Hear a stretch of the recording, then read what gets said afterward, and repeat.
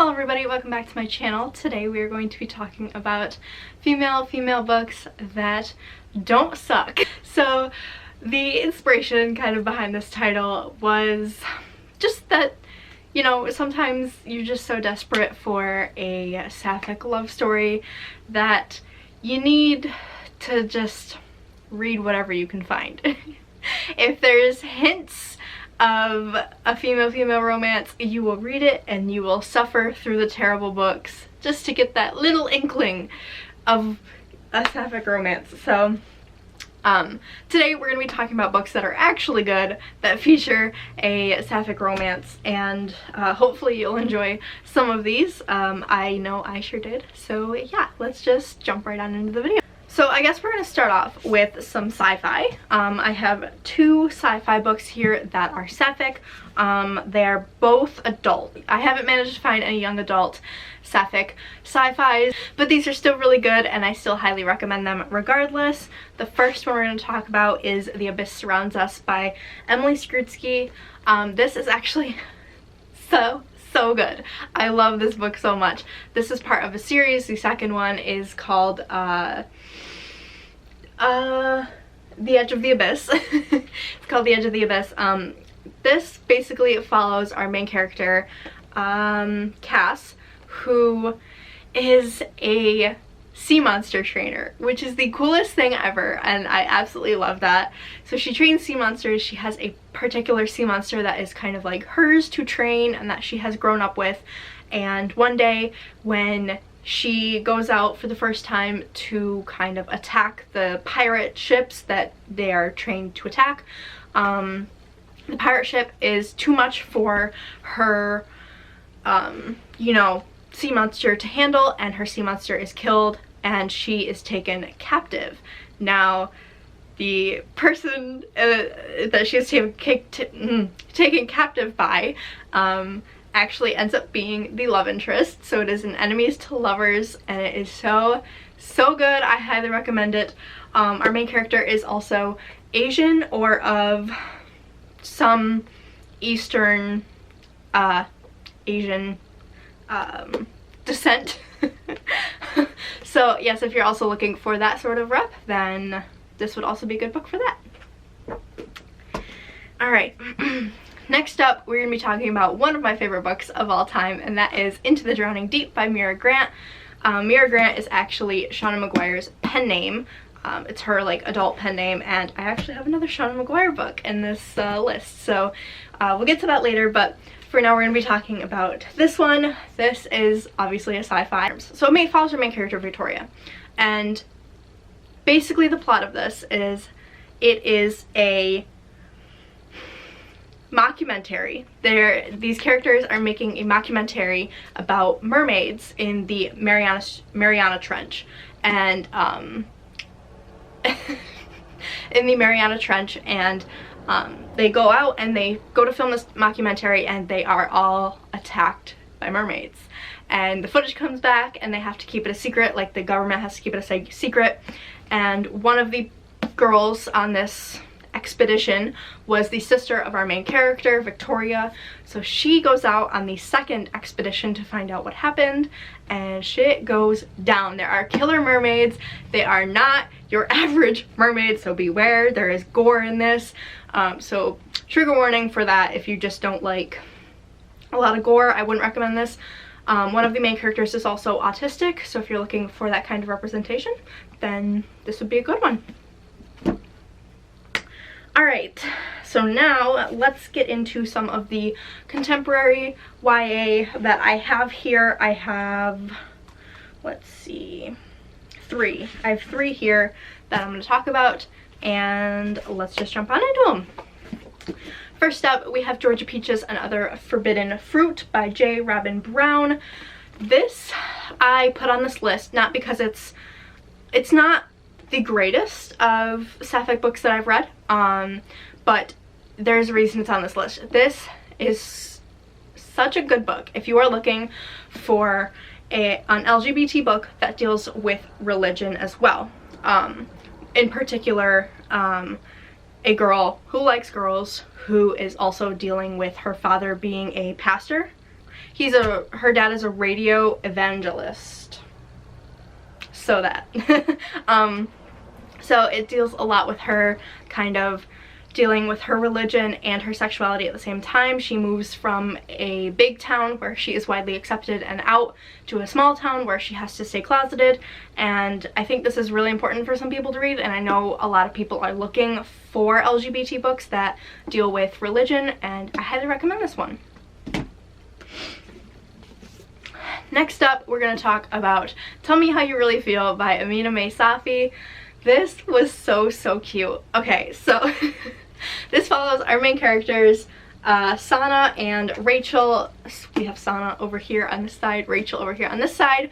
Rachel is an art, like a film person. She likes films. She likes filming films. She's like a director for her film club kind of thing at school, and she's a bit of a bitch at the beginning and needs to be taken down a couple notches. And turns out that our main character Sana, who is a cheerleader and, you know, kind of like not necessarily popular but kind of down the popular road, needs to help her with this project when they kind of get into a little bit of trouble, and it is so good. It's enemies to lovers. Again, I love a good enemies to lovers story. And it is just really cute. It's obviously I tabbed it up a lot, so I really enjoyed it. It was really funny and a lot of quotable moments in here, so I highly recommend it.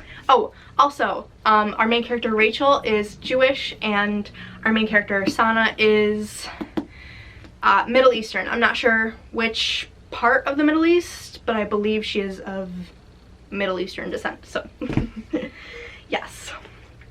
Okay, next up we have Hurricane Child by Case and Callender. This is, I think, pitched as a middle grade, but I think it's kind of versatile, so I'm throwing it in here with the YA. It is so adorable. It follows our main character, Caroline Murphy, and she, I think, is 12 years old.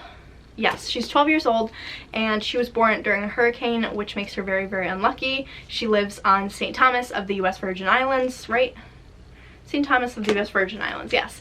And she goes to school in a very tiny school, like a small schoolhouse, and she's not the most popular kid there. A new character moves in, and she kind of becomes best friends with her, and then, you know, realizes, even though she's quite young, that she wants to be more than friends.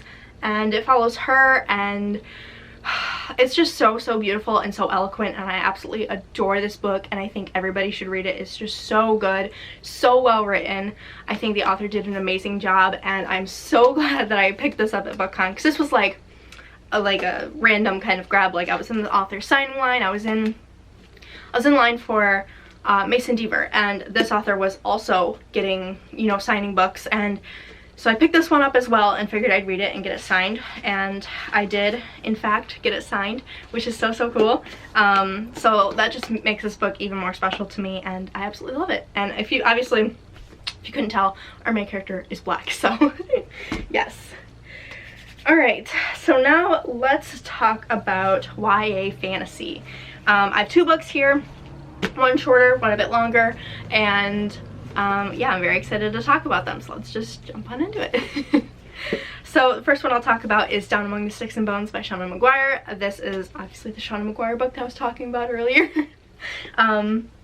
So this is the second book in the Wayward Children series.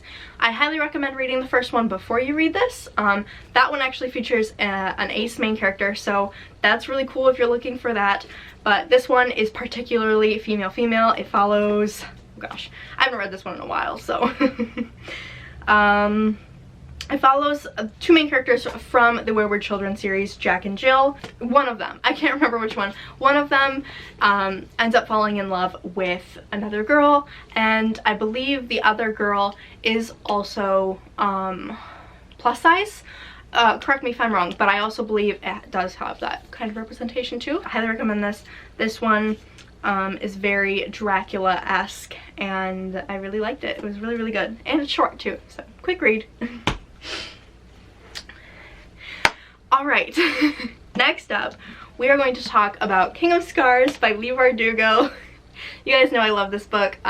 This was a very kind of a lot of different opinions on this book. I absolutely loved it. I gave it 5 stars, and I was just really happy to see a female romance represented in such a big series. Like, not at all what I was expecting.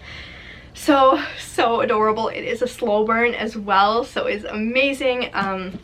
This follows 3 characters from different series. It is Nina from 6 of Crows, let's see, Zoya from Shadow and Bone, and obviously, oh gosh, what's his name? What's his name? I can't think of his name. Nikolai. Nikolai from Shadow and Bone as well. Obviously the person I'm talking about here is Nina. Goodness gracious. Nina is bisexual, I believe, and she is also plus size, so that is also another cool little bit of representation in there. And this was just super cute. I love, again, good slow burn as well. But if you have not read 6 of Crows and Shadow and Bone, I do not recommend picking this up because there will be spoilers, so read them first. Read the other ones first. So, yes. Alright, finally, we have one adult fantasy left, and that, as you may already know, is The Priory of the Orange Tree by Samantha Shannon. This book means so much to me. I love this book so much. It's so good despite its length, which is quite long, but not even the longest book I've read. So this was absolutely amazing. As you can see, again, I tabbed it up, so I really enjoyed it. The main romance in this is sapphic, obviously, and I absolutely loved it. It was so adorable. But this book follows a lot of stuff. It follows a lot. I think, again, correct me if I'm wrong, I haven't read this in a while, but I believe it is 3 different viewpoints, maybe 4, and it follows like the queen, and she like has to conceive a daughter to protect the realm and stuff like that. And yeah, and I believe this cast of characters is mainly female as well. It's a lot of feminist topics in here. Let's see. Yeah, it follows the queen, the lady in waiting, and a dragon rider, or someone who's training to be a dragon rider. So dragons in this, very cool, very high fantasy, a very intimidating read, as you can see. So yes, but I do highly recommend this. It is very cute, and it is very quotable, I think. So yeah. Alright, so that is going to be it for today. I hope you guys enjoyed this video. I've been waiting a long time to make it, and yeah, I think I have some really good recommendations here, and let me know if you guys want to pick any of them up or have picked them up. And yeah, thank you so much for watching, and I will see you in the next one. Bye bye!